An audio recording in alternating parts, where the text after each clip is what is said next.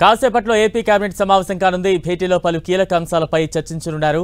SIBP ఆమోదించిన 1,82,162 కోట్ల పెట్టుబడులకు మంత్రివర్గం గ్రీన్ సిగ్నల్ ఇవ్వనుంది. ఈ పెట్టుబడులతో 2,63,411 మందికి ఉద్యోగాలు లభించనున్నాయని ప్రభుత్వం చెబుతోంది. నెల్లూరు జిల్లా రామయ్యపట్నంలో 6,000 ఎకరాల్లో 96,862 కోట్ల పెట్టుబడితో బీపీసీఎల్ భారీ రిఫైనరీ ఏర్పాటుకు ఆమోదం తెలపనుంది కేబినెట్. ఈ రిఫైనరీ ఏర్పాటుతో 2,400 మందికి ఉపాధి లభించనుంది. మొత్తం 9 మిలియన్ మెట్రిక్ టన్నుల సామర్థ్యంతో 5 బ్లాకుల్లో రానున్న ఈ ప్రాజెక్టులో township, learning centre, refinery, petrochemical units, crude oil terminal, green H2 administration బ్లాకులు నిర్మించనున్నారు.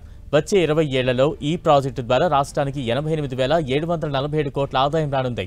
2029లోగా ఈ ప్రాజెక్టు మొత్తం పూర్తి కానుంది.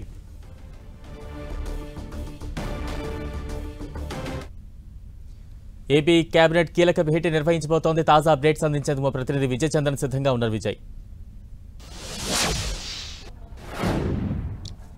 ఏపీ కేబినెట్ సమావేశం మరి కాసేపట్లో ప్రారంభం కానుంది. సీఎం చంద్రబాబు నాయుడు మరి కాసేపట్లో ఏపీ సెక్రటరీకి రానున్నారు. ఆయన రాగానే ఏపీ కేబినెట్ సమావేశం ప్రారంభం కానుంది. ఇప్పటికే మంత్రివర్గం అంతా కూడాను ఆ ఏపీ కేబినెట్ సమావేశంలో హాజరయ్యేందుకు ఫస్ట్ బ్లాక్ లోనికి వెళ్లడం జరిగింది.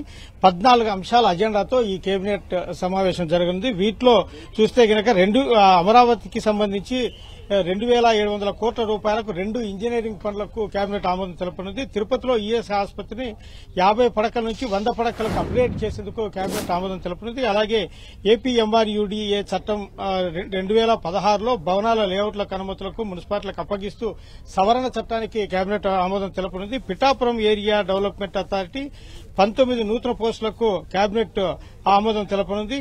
అలాగే గుంటూరు జిల్లా ప్రతిపాడు మండలము నందిపాలెం గ్రామంలో 6.5 ఎకరాల స్థలాన్ని 100 బెడ్ల ఈఎస్ఐసి ఆసుపత్రి నిర్మాణానికి గ్రీన్ సిగ్నల్ ఇస్తూ కేబినెట్ ఆమోదం తెలపనుంది. వీటితో పాటు ఎజెండా పూర్తయ్యాక సీఎం తన డ్రీమ్ ప్రాజెక్ట్ అని పేర్కొన్నటువంటి నదుల అనుసంధానం ఏదైతుందో అది Godavari to Banakacherla infrastructure of river and reverse పైన కేబినెట్ లో చర్చ జరిగే అవకాశం ఉంది. అలాగే గడిచిన 6 నెలల పాలనకు సంబంధించి ఈ ఏడాదిలో తీసుకురావాల్సిన మార్పులు వాటన్నిటి మీద కూడా చంద్రబాబు నాయుడు దశాదిశ నిర్దేశం చేయనున్నారు.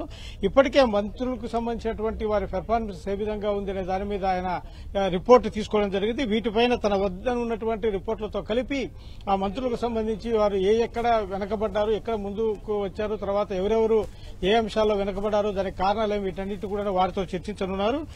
అలాగే ఎస్ఐబిబి ఆమోదించినటువంటి 1,82,162 కోట్ల పెట్టుబడులకు కేబినెట్ ఆమోదం తెలపనుంది. వీటితో పాటు ఈ పెట్టుబడుల వలన 2,63,411 మందికి ఉద్యోగ అవకాశాలు కలుగున్నాయి. నెల్లూరు జిల్లా రామయ్యపట్నంలో 6,000 ఎకరాల్లో 96,862 కోట్ల పెట్టుబడులతో బీపీసీఎల్ భారీ రిఫైనరీ ప్రాజెక్టు ఏర్పాటు చేయనుంది. దానికి సంబంధించినటువంటి అన్ని అనుమతులు కూడా ఇచ్చేందుకు కేబినెట్ ఆమోదం తెలుపుతుంది.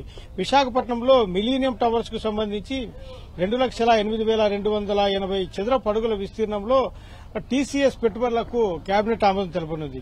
వీటితో పాటు సత్యసాయి జిల్లా Gudipalli Azad mobility India limited సంస్థకు సంబంధించి ఎలక్ట్రిక్ 3 2-వీలర్ ట్రక్కులు, అలాగే బస్సులు, బ్యాటరీల బ్యాక్ల కోసం ఈ సంస్థ 1,048 కోట్ల రూపాయలకు ప్రాజెక్టు ఏర్పాటు చేయనుంది. దానికి సంబంధించినటువంటి కేబినెట్ ఆమోదం తెలపనుంది. అలాగే అనకాపల్లిలో రాంబిలిలో 106 ఎకరాల్లో బాలాజీ యాక్షన్ బిల్డ్వెల్ ప్రైవేట్ లిమిటెడ్ సంస్థకు 1,174 కోట్ల పెట్టుబడులకు ఆమోదం తెలపనుంది. వీటితో పాటు రాష్ట్రంలో 5 సంస్థలకు క్లీన్ ఎనర్జీకి సంబంధించి 83,000 కోట్ల పెట్టుబడులకు కేబినెట్ ఆమోదం తెలపనుంది.